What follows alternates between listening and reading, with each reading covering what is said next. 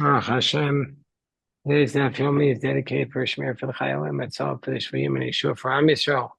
And it says Tzara. Today's daf is going to be Avodah Zarah daf Memdal at Avodah Zarah 44. We're going to start on the bottom Mishnah 43b, 3 lines from the bottom. Rabbi Yossi Omer, Rabbi Yossi says in the Mishnah, Shochik v'zor l'ruach.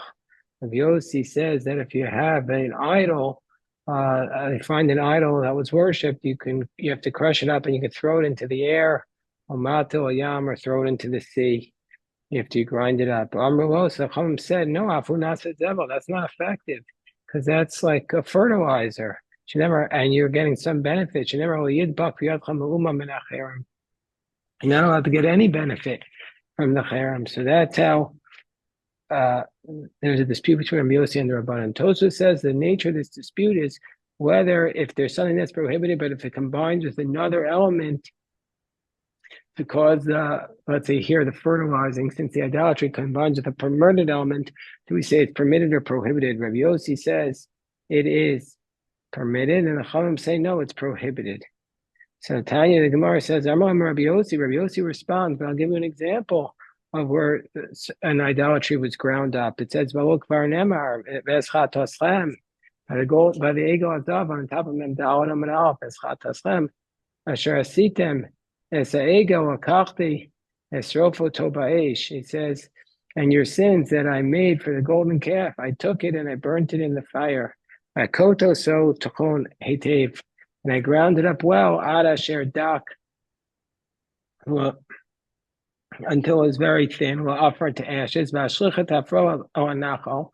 tossed it into the river. I tossed it into the river that's coming down from the sea. So you see, Moshe Rabbeinu took the golden calf, crushed it up, and threw it into the sea, so into the river. So we see it's permitted. So the Rabbana responds to Rabbi Yossi, Misham Raya. You think that's a proof? It says about that. It says that Moshe took the water and he gave it to Bnei Israel to drink. So why did he throw the idol into the water? On the he intended to check them like a sota. And so from here we see from here that was the reason. It was not to use it as fertilizer, it was to test them. But we also see from here that according to this Gemara, there's a dispute whether or not they thought that the Egel Azav was an actual god. So we see from here it was actually Avodah Zarah, because that's the question. According to Rabbi Yossi, how come you took it and you ground it up? So the Gemara says, Amar Rabbi Yossi. So Rabbi Yossi said, I'll give you a different pasuk. It says in the pasuk about in Divrei Yamim, it says V'gam Ma'acha Im Asah HaMelech, that the Macha, the mother of Asa the king, Kesira Migvira Asher Asta, Ashera Mifletes, that he removed her from her crown and she made an Ashera that was Mifletes. So what does this mean? So it says, and then it continues in the pasuk, and it says, "Vayidok vayisrof benachal, vayidok vayisrof vaychol asas mefletzta." He cut off the mefletzes, and he ground it up and he burnt it in the Nachal Kidron. So Amrlo, so we see from here that he threw it in the Kidron. Amrlo Misham Raya, you're going to bring me a proof in the Nachal Kidron. Nachal Kidron ain't a megadol tzmachan. That doesn't grow vegetation there. So there was nothing to grow. There's nothing to worry about fertilizer. Gemara says, below, is that really the case? But don't we learn in the Mishnah in Yuma, it says about the blood of the Beis HaMikdash that there were different parts of the Mizbeach that blood came forth, but the blood commingled in the Nachal Kidron. It says, the blood from the inner offering and the external offerings, they commingled in the stream, and they met by the Nachal Kidron, and they were sold as fertilizer to the gardeners, Umo and Bahan. Anyway, and if you take it without paying for it, that's considered to be misappropriation from the temple. But we see from here that the Nachal Kidron was a place which was growth. So the Gemara says, good morning, Hobbs, good morning. So the Gemara's answer to that question is, V'komos yeshbo.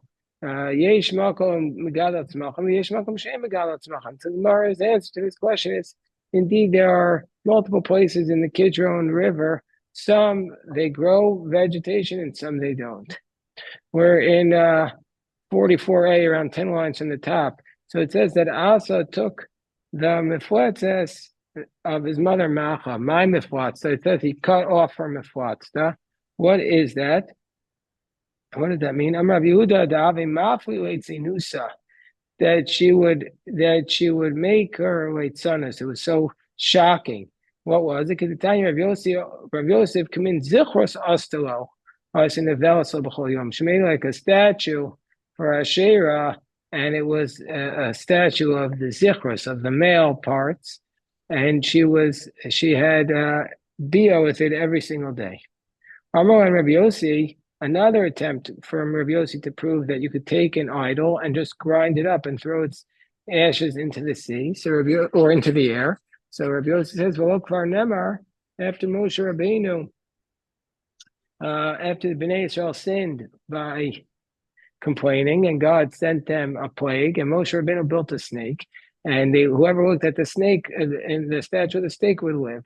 And then it says later on in Malachim Bet that they began to worship this snake. And so then in Malachim Bet, it says in Parak Yud Ches, it says that it needed to be destroyed. It says that Chizkiyahu HaMelech came, he destroyed it, crushed it up, and Asher Asa Moshe, he crushed it up. And so we see from here, presumably after he crushed it up, he threw it into the air. And so we see from here that it's permitted to do that, like Rabbi Yossi says. Amro Misham Raya, you bring me a proof from there. Moshe. Don't bring me a proof from the snake that Moshe made, because it was just that. It was Moshe's snake. It wasn't communals. So since Moshe Rabbeinu wasn't worshiping it, other people couldn't come along and worship it as idolatry. Really, Chizkiyahu HaMelech didn't need to crush it up because it wasn't really prohibited, because it was Moshe Rabbeinu's. But since Chizkiyahu HaMelech saw the Jewish people were following after this snake, he stood up and he crushed it. We see from here that can you imagine if we had in our possession a snake that Moshe Rabbeinu made to stop a plague? Such a precious item, people began to worship it, and Chizkiyahu had to crush it up, even though it was kosher, but because they were misusing it, he destroyed it from the world. So Rabbi Yossi gives another proof. It says, after David HaMelech had a battle with the Philistines, it says, Vayazvush shamet atzabeim vayisaim David v'anashav, that the Philistines ran away and they left behind their atzabeim, their idols, and David and his men were yisaim. What does it mean by mashma? So the assumption is that Vayisaim means they crushed it up and they threw it into the air. But how do we know that Vayisaim means that? My mashma, the Vayisaim, David, listening to Zeruyahu. How do we know it's an expression of throwing it into the air? Gemara says,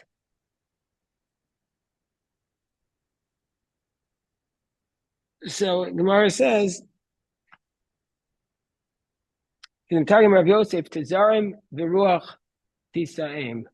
As it says, as Rav Yosef explains, Tizarim v'ruach tisaim, that this is a verse from Isaiah. What does that mean? And he translates it, Tazir nun v'ruach tatuan, crush it up and throw it into the air, and the wind won't carry it away. So Amruel Chachamim responded, Misham Raya, you're going to bring me a proof from that? Harei Omer, but doesn't it state Vayisrafu ba'esh? They burnt it in fire, meaning to say one pasuk says they threw it in the air, but there's another pasuk which is the same version of the story, but with different details in Devrei Hayam, which says they burnt it.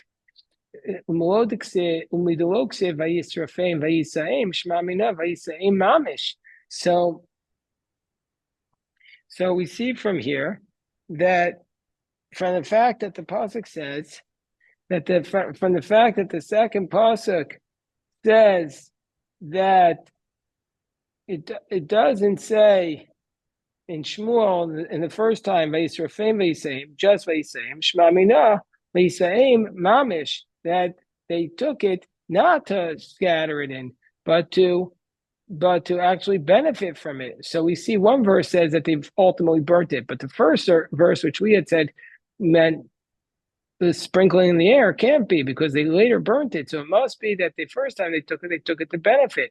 So the Gemara says, well, kasha kraya adadi. So we have, what are we going to do? Mikom makom kasha kraya adadi. We have these two psukim contradicting each other. Book of Shmuel, it says vayisaim, and here it says vayisrafim in divrei yamim. So the Gemara says, Kidder Afuna, Dara Afuna Ramiksev, how do Afuna explain it? Vayomer Dav Vayisrafu Ba'ish, Fiksev Vayisaim. So which is it? Did they take the idols or did they burn them? Okasha kan kodem sheba ite agiti, kan achar sheba ite agiti. So ite agiti was the Philistines. Was a Philistine who was not Jewish, but so therefore he had the ability to nullify the idolatry. So therefore, when David and his men benefited from them, that was after Ita Agiti came and nullified it. And the first time when it says Veisrafu Ba'esh, doesn't mean that they actually burnt it. It means that they should have burnt it because they were unable to benefit from it. And then Ita Agiti came and nullified it, and so then they could benefit. So David had said to burn it. He just said to burn it, but they didn't actually burn it. Yomer David vayisrafu ba'esh. David says vayisarfu ba'esh, burn it. But then Ita Agiti came and nullified the idolatry, so then they were able to take it and benefit from it. They'll say vayikach, as it says, vayikach about Ita Agiti. It says in Sefer Shmuel vayikach at teret malkam me'arosho that David HaMelech, after he defeated Rabat B'nai Ammon, it says he took the crown of the king from off of his head, umishkala kikar zahav, and it weighed a talent of gold, and he put on the head of David. Umishari, how could David do this? Because this crown had been on their idolatry, and now David was putting on its head. It should be prohibited to have any benefit because it was something that was worshipped. So Rav Nachman, Iti Agiti Bo Bitla. So there's the Iti Agiti, who is David's soldier, but he was not of the Jewish faith. He was an idolater, and so therefore he nullified it so David could benefit from it. So now, since we start talking about the crown of David, we go on into a Mishkalah. And the Talmud says, Mishkala, Kikar Zahav, if it really weighed a talent of gold, it's an enormous amount. I don't know the pounds, but a talent is in a very, very big, heavy weight. So how could he put it on David's head? It's too much. So says Rabbi Yehuda Amarav, it just means it was appropriate to go onto the house of David, onto the head of David. But David didn't really actually do it on his head. It just could have done. It was chashuva v'ru'uyo David shasuyo midas rosho, meaning to say it fit David. As we're going to see, that not that it was worthy, but it would have fit David if he wore it on his head. And we'll see that David, the Davidic monarchy, they had a special head, and the crown could only fit on that head. Rabbi Yosef Bar Chanina Amar Evan Sho'eves Haisaba, that it had a magnet in the crown, the Aves Darwa, and that caused the crown to basically like hover right above his head in the air, and so it looked like he was wearing it when in fact he wasn't.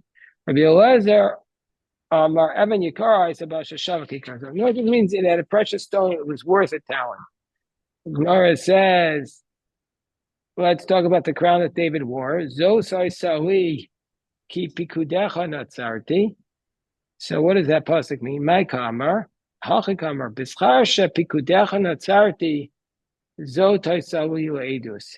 The crown, by the way, did you wake up your brother before you left? So the crown, because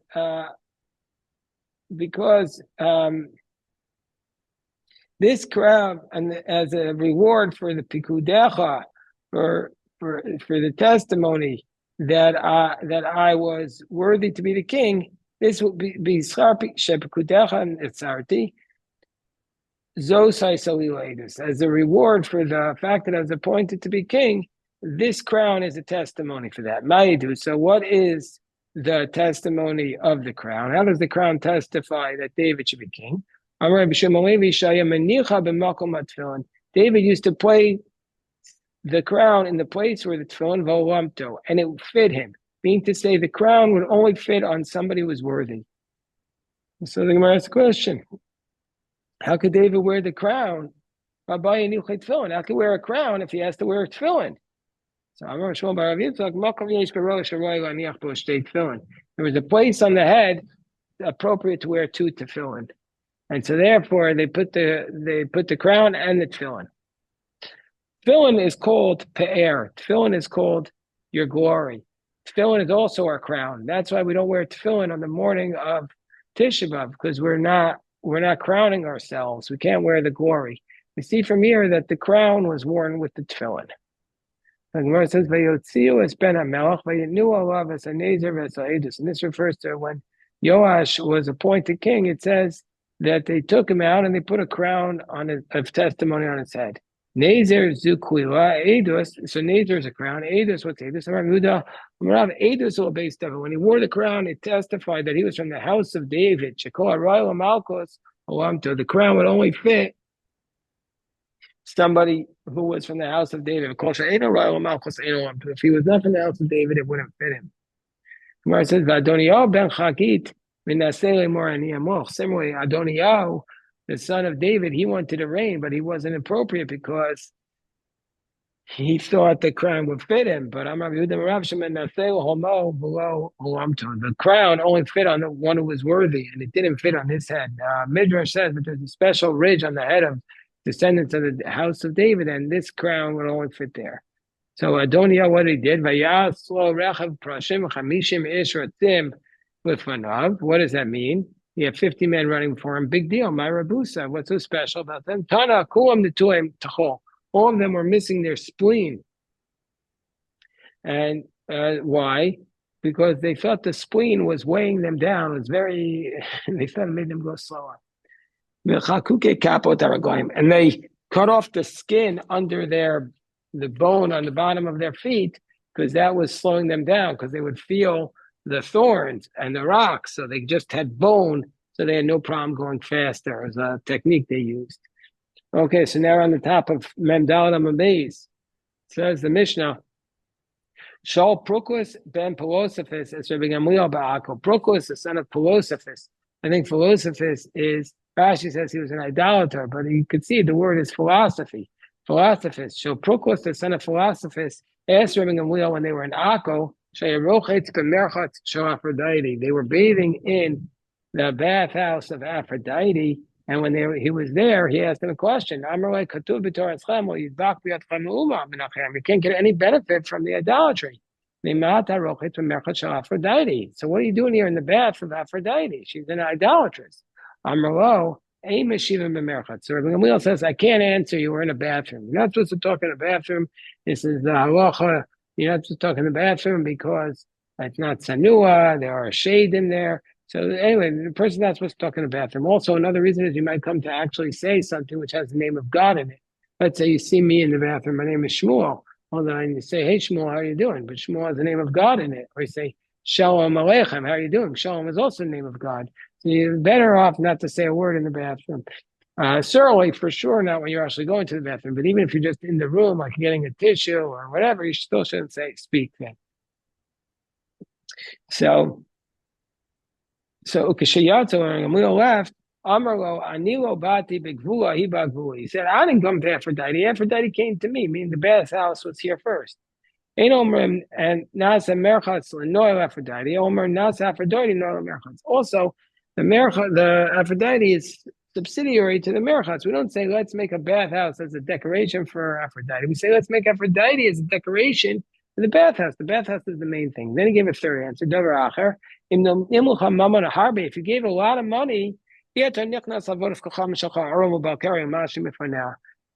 wouldn't walk into your idolatry and urinate and go naked in front of it. But this this Aphrodite is standing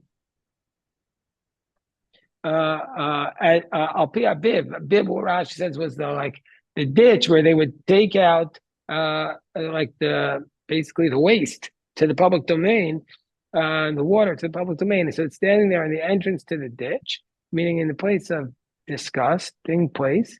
Everybody's urinating. What's prohibited? Only if it is their gods. The ones they treat as a god, also it's prohibited. But if they don't treat it as a god, it's permitted. So Rabbi Gamliel gave three answers. The first answer he gave was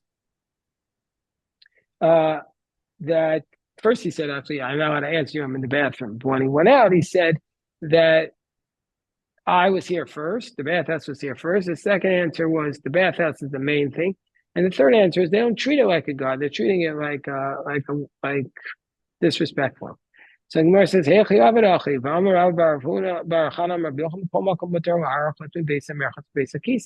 meaning to say, how could he answer him? I can't answer.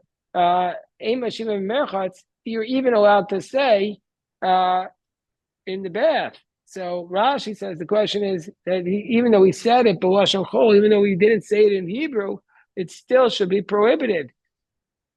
It's still a holy thing. So I haven't even given him a psak. So if he said he didn't say it in Hebrew, you could say Dvarim Shachol in the Lashon HaKodesh, Dvarim Shakodesh also Omer B'Lashon HaChol. But if it's holy, you couldn't say it in Lashon HaChol. So he didn't say it in Lashon HaChol. He said it in Kodesh.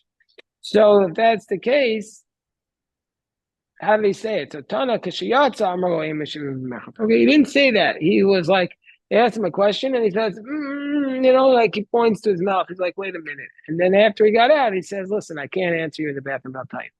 But it's a problem because our Mishnah says Kashiyatza. He then gave the other answers.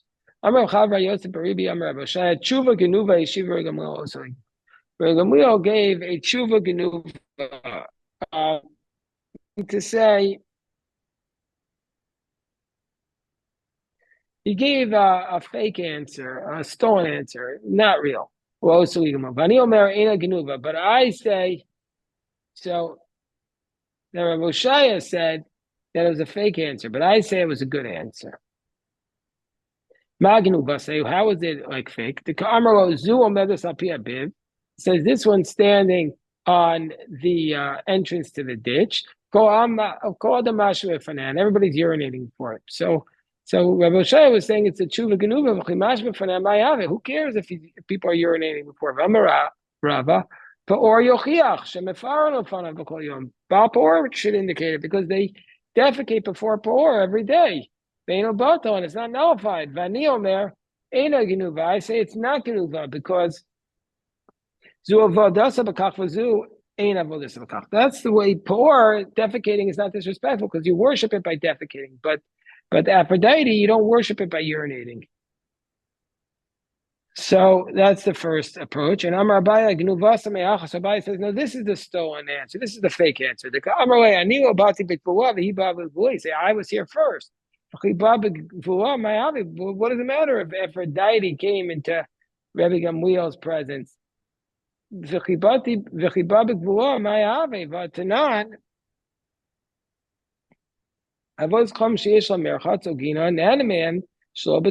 have an idolatry that has a bathhouse or a garden, you can benefit from it. Shalobetova, meaning to say, as long as you don't have to give thanks to the priests. For benefit is not prohibited. So, meaning to say, even if Rabbi Gamliel came into Aphrodite's area, it should still be permitted. It should still have been prohibited because he'd have to be giving thanks to it. You're not going to benefit from the idolatry if you're going to have to give thanks to the priests. I say no, it's not a fake answer because Rabbi Gamliel was allowed to benefit because he wasn't really benefiting. The priests were benefiting by his presence. Rabbi Gamliel, because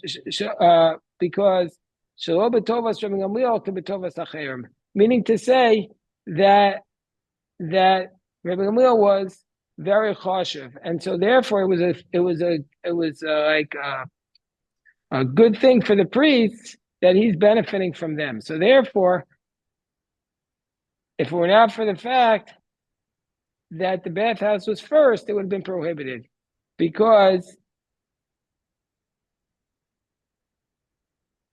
there's different gears in the Rashi.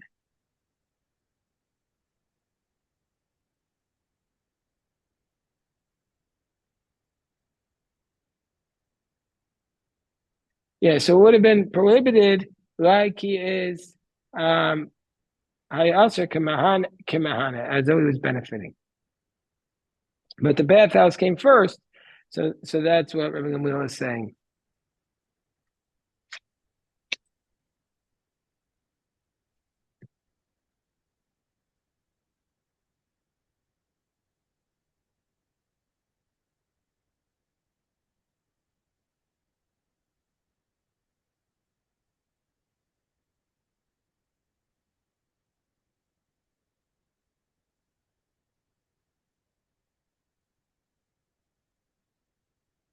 Meaning to say, I think I said it wrong. So this is what it is. Rabbi Gamliel, just from the fact that even if he wasn't benefiting, it was it would have been prohibited, because since the people who are there recognize when Rabbi Gamliel is bathing there, they're getting a tremendous benefit from it, and so therefore.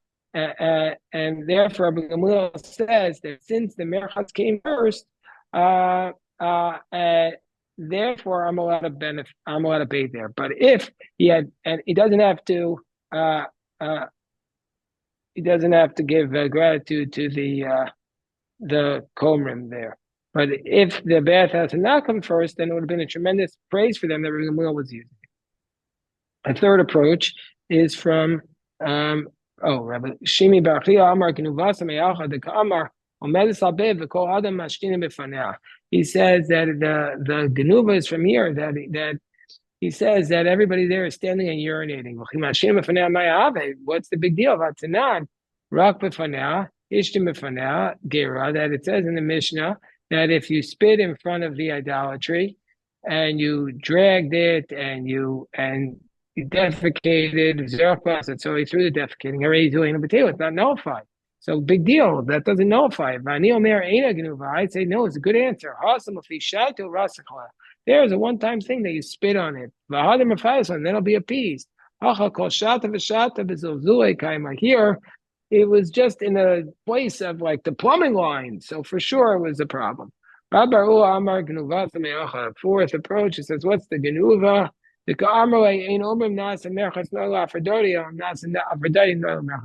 Aphrodite was the beauty for the merchatz.